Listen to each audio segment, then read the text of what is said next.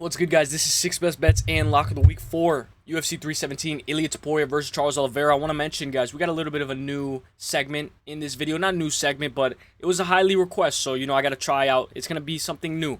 So, in this video, guys, I'm going to give you guys my 6 best bets, my lock of the week, a parlay section, and, of course, I got a nice little couple of bonuses for you guys. We give you guys my 6 best bets, my lock of the week, 2 bonuses, and, of course, I got a nice parlay section for you guys. I figured I'd make the screen bigger just for the start of the video. Maybe I can try to make my screen a little bit bigger while the video is going in between the video. But for now, I can do it like this, start it off like this, show you guys my face. And then we're going to go into my 6 best bets, lock of the week, parlay section, and of course the 2 bonuses. I hope you guys like this video. We're on a lock of the week streak. That being, we're on a 4-fight lock of the week streak. Being Zachary Reese, Joshua Van by KO on points, Mansour Abdul Malik by KO on points, and most recently, Nazim Sadikov moneyline, which was absolutely amazing. I think this is going to be one of my most interesting lock of the weeks as of yet. Out of the last 4 lock of the weeks, we're looking to make it 5 in a row. I think this one has the most value. Let me know what you guys think. Let me know your lock of the week, and let me know your favorite segment of this video. So, without further ado, it's going to go. Here we go, my first most confident pick.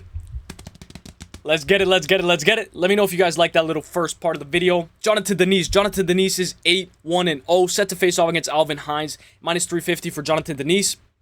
Plus 255 for Alvin Hines. Alvin Hines is making his UFC debut. He is 7-0, looking to grapple and get this fight to the mat. Last time out, Denise struggled to get up with Tybura. I think he's learned then, and I think he's drilled nonstop takedowns and get-up game, getting up, getting up, getting up. I think he should be ready to win this fight. Denise by KO on points. I like it.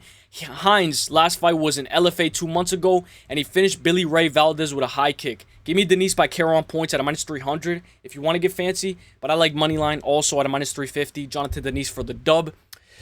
One thing I like about Denise is he's always doing content. There was a clip of him while he was fighting in the air and he was parachuting, and I thought that was actually pretty interesting. Denise is looking sharp. He's looking faster than ever, and I think he should be able to beat a guy like Alvin Hines. Alvin Hines making his UFC debut. Welcome to the UFC, my guy, Alvin Hines. I think Denise should be able to win this fight. He looks sharp. He looks ready. And shout out to my guy, Finch Chat, guys. I always give him a shout out in 6 best bets lock of the week.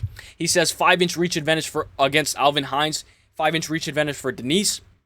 4-fight UFC veteran going against LFA alum making his UFC debut. Struggles with takedowns, but only against elite competition. Hines rarely shoots for takedowns, opened as a minus 850, but is currently sitting at a minus 300, so he thinks it's a little bit of a discount, and I couldn't agree more. Shout out to my guy, Finch Chat MMA. Now we're going to go into my second most confident pick of the week. Here we go. This one's going to be a little bit of a banger. It's going to get more and more value as we get on in the video.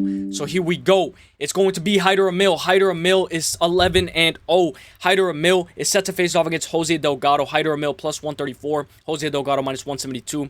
This one will be a war. Delgado has a good knee up the middle, fast hands, and 100% finish rate. Delgado will be looking to implement his boxing on Hyder Emil. Hyder Emil had a razor-close fight with Gomis. Hyder Emil is going to fight down again. The UFC is looking to create fireworks with this matchup. Give me Emil to weather the storm and survive.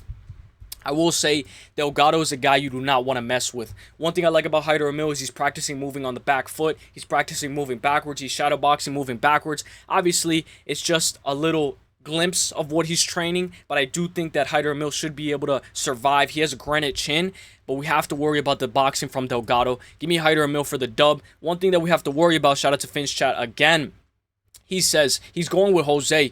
He says Jose trains at a better gym with the likes of Mario Batista and Sean O'Malley. Very technical striker, big power, bigger power than Emil brings. 8 years younger than Emil with semi-equivalent UFC experience. Thinking Emil rushes in like he usually does and gets clipped in the first round, so he's going around 1 KO. These are the things that we have to worry about from Jose Delgado. I'm going Hyder Emil for the dub. I just like moneyline. Let's not get fancy. Give me Hyder Emil for the dub. Let's go, my guy, Hyder Emil for the dub. Let's go. Now we're going to go into my third most confident pick of the week. Let's go. Who's it going to be? Who's it going to be? Gregory Rodriguez, 16-6-0. He's set to face off against Jack Hermanson in a fight where I think it's going to be very tricky. It's going to get dicey, but I got my guy RoboCop. RoboCop minus 210. Jack Hermanson plus 162. RoboCop had a rude awakening in his last time out. He gassed hard in a 5-round main event after almost finishing Jared Cannonier, and then he got finished himself in round 4. No shame in that. Jack Hermanson lost the first 2 rounds to Pfeiffer, and then he won the 3rd, 4th, and 5th. I'm banking on RoboCop being able to win the first 2 rounds, or even win the first, take off the second, and come back heavy in the third. RoboCop does have he does have more success in 3 rounds, but his gas tank is a massive red flag. I don't want to see him getting picked apart on the outside. I need RoboCop to win the first 2 rounds. One thing I like about RoboCop is he's always training. He's always training his cardio. He's always in great shape. One thing about RoboCop I will say is he was training with Alex Pereira. Obviously, it was a little bit far back, but I do have good confidence in RoboCop. I just think of him as a glass cannon, but Jack Hermansson's not a guy with an insane amount of power. And shout out to this guy, welterweight wagers. He says Gregory Rodriguez, Ilia Topuria moneyline, -112. I don't know if that's the same value as of today. RoboCop should be able to replicate Pyfer's early success against Hermansson without the worry of the 4-5 cardio, which is the 4th and 5th round. Jack keeps getting older, the long layoff. Ilia is the best fighter in the world, so he has a nice little 2-leg parlay that he gave out for free. RoboCop and Ilia Topuria. In this case, we're taking RoboCop for the dub moneyline. And I like this sparring with Alex Pereira. You know, iron sharpens iron. And I know this was while Alex Pereira, I believe this is while Alex Pereira was very active. So this is a very sharp Alex Pereira. So give me RoboCop for the dub. Now we're going to go into my 4th most confident pick of the week. This one's going to be a good one, baby. This one's going to be a good one. Here we go, here we go, here we go. What's it going to be? What's it going to be? My lock of the week's going to be the 5th one. Here we go. Felipe Lima, 14-1-0. He's set to face off against Peyton Talbot. Felipe Lima, -194. Peyton Talbot, +150. 2 young prospects going at it. 26-year-old Talbot suffered his first pro career loss against Raoni Barcelos, who was a 5-time Brazilian national wrestling champ. Lima is okay in the striking, but when he's pressured, he can secure a nice double leg and complete the takedown. That's something that I like about Lima. He has the wrestling in his back pocket, and he has a nice little double leg takedown that he can wrap around your legs and get you to the mat. Barcelos shot 15 takedowns and only got 8 in that fight against Peyton Talbot. Talbot actually had some pretty good takedown defense, but he did get 10-8'd in the first round. Talbot, his issue is he has great takedown defense, but once you get him down, he kind of leaves his back open. He kind of leaves himself too open getting up. Talbot can make this tricky, and I can see him winning the 3rd round, but the pick is going to be Lima to be the more well-rounded athlete. When we look at Felipe Lima, obviously we know that he's in shape. One of the red flags is he's going to be going down to 135, and that could get a little bit dicey, but I got my boy Felipe Lima. I think he should be able to win this fight. He does train at All Stars, which is very interesting as well. The gyms that both of these guys come from are completely different. All Stars for Felipe Lima, and the gym from Peyton Talbot is not really as elite, in my honest opinion. This is Felipe Lima and Crawford. This is going to be a banger fight. Give me Felipe Lima for the dub. And then right here we see Talbot is back with his hair, his curly hair. So this Talbot has a little bit of, you know, you got to be a little bit more worried about this Talbot because he has hair. You know, it's an alter ego Talbot, so we have to be worried about that. Give me Felipe Lima money line at a -194. Let's go. Now we're going to go to my lock of the week, baby. What's it going to be? Guess right now. What do you think the lock of the week is going to be? You can guess right now in your head. Think about it. What do you think? Here we go. Let's go. This is the best part. Lock of the week, baby. Alexandre Pantoja, 29-5-0. It's all on the line. All depending on Alexandre Pantoja. Pantoja is -265. Kai Kara France +200. Kai Kara is coming off a first-round KO win over Steve Urseg. Kai Kara has good right cross, very good switch stance as he's throwing his combinations. Kai will be much more prepared this time around, and a split decision win over Amir Albazi that many have thought that he should have won. Kai Kara France, of course. Pantoja, who is primarily a grappler, will be looking to get the backpack in control and find a submission. This is a rematch. The first bout was an exhibition, 2 rounds on The Ultimate Fighter.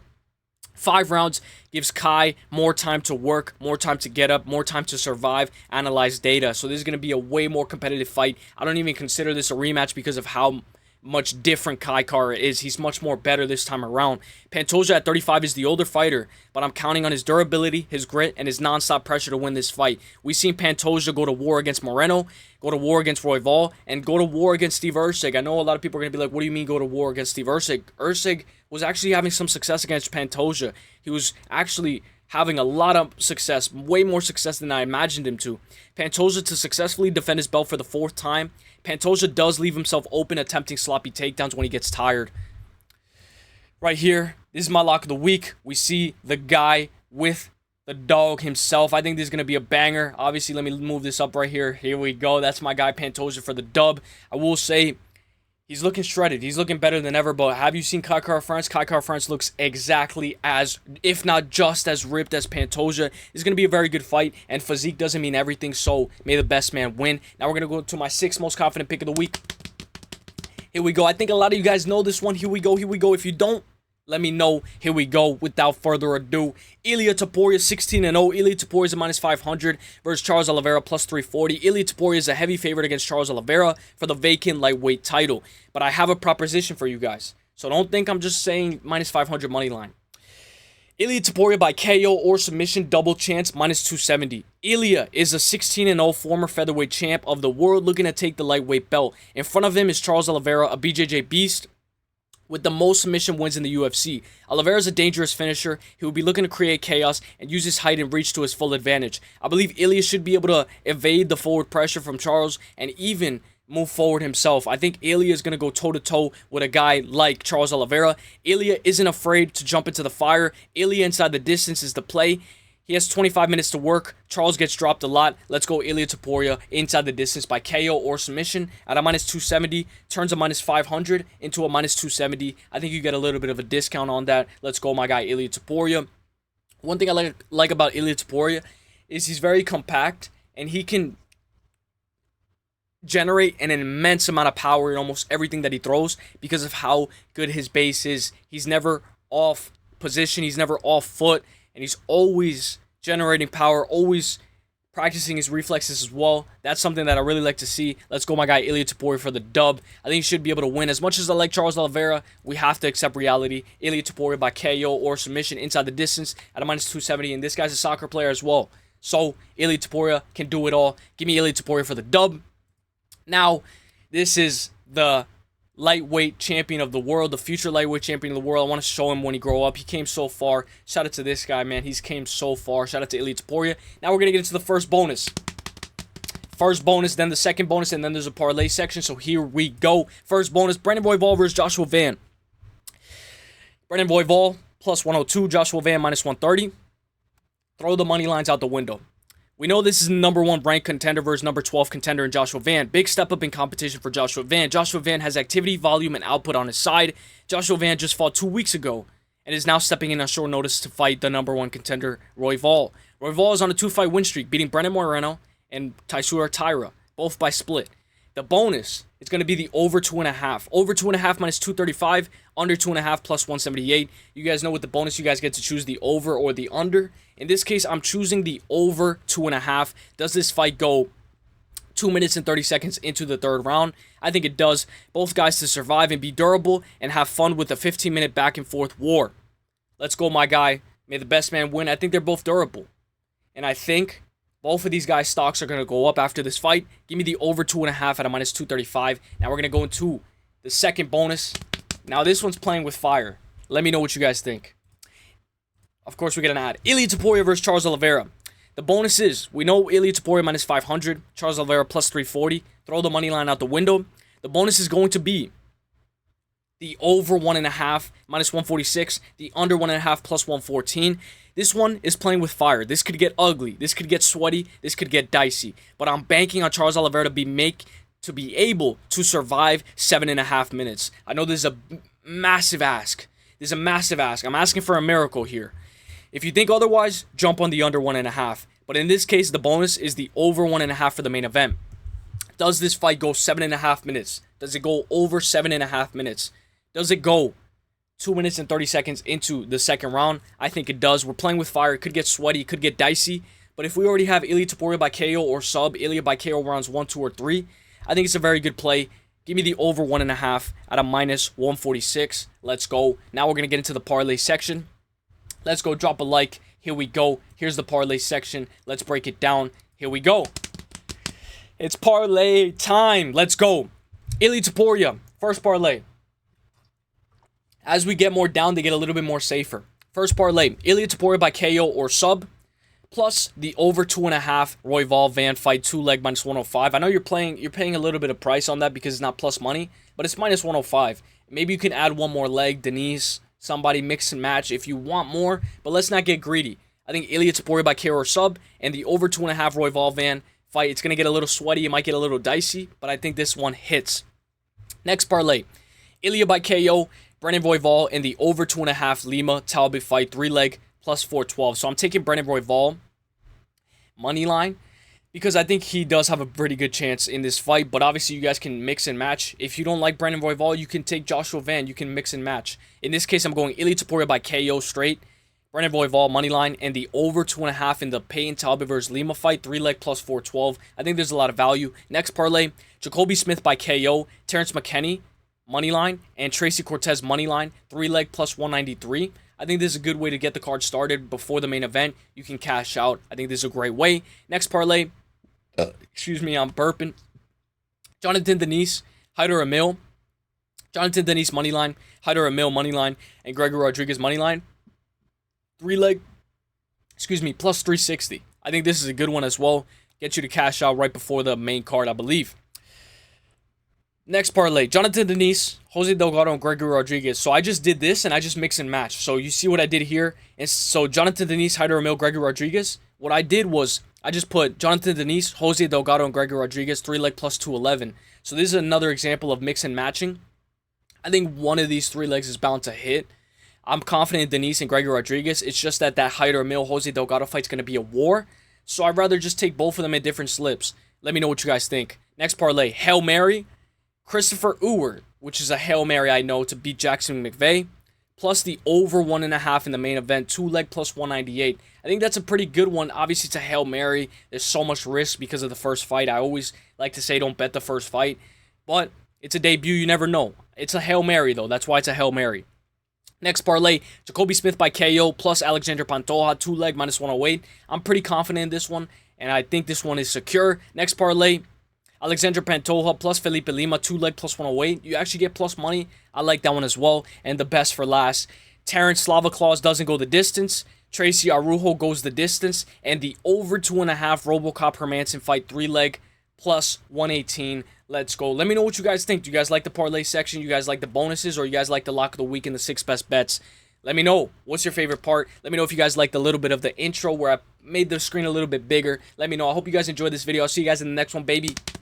The best is blessed. Enjoy this Saturday. Peace. Peace.